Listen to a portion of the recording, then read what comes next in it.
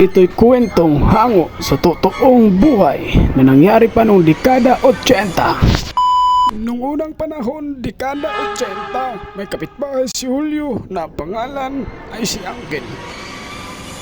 Napansin ni Julio na kakaiba mga galaw nito. At napansin din Julio na gabi lang lumalabas ito.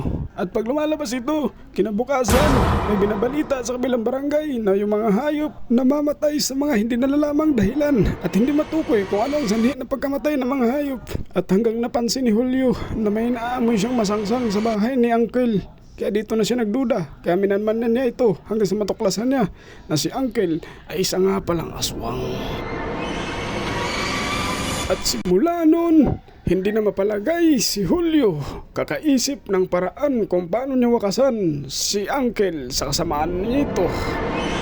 Sumapit ang isang gabi, umalis si Uncle at doon na nga ginawa ni Julio ang kanyang plano para matuklasan kung paano matalo si Uncle at wakasan ang kasamaan niya.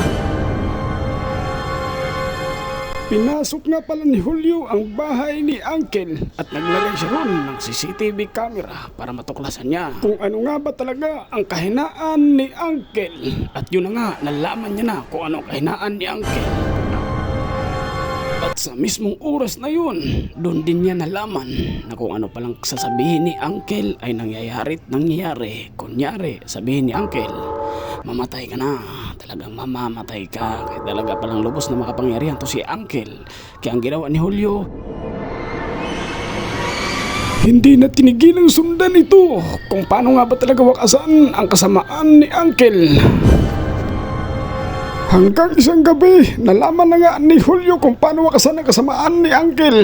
Kaya inabangan niya itong tumae sa madilim na parte na malapit lang din sa bahay ni Uncle. At nung nakita niya na tumae si Uncle, kinuha niya ngayon ang tae ni Uncle. At inunahan si Uncle umuwi sa bahay niya at pinunas ni Julio sa doorknob ng bahay nito ang tae niya mismo. At nung umuwi na nga si Uncle ng madaling araw, pagbukas niya sa pintuan niya, nakapa niya yung tae niya sa doorknob niya mismo. At nung pagkaamoy niya, nabahuan siya sa tae at sabi niya, kaninong tae ito ang bango? Mamatay sana ang may-ari ng tae na to. At doon nga guys, na-reverse niya si Uncle kasi kung ano sasabihin nito, nangyayari at nangyayari. Kasi ang sabi naman niya, kung sino ang may-ari ng tayo na to, mamatay sana. Siya naman ang may-ari ng tayo na yun. Kaya ang talino talaga ni Julio guys. Kaya doon ako bumili.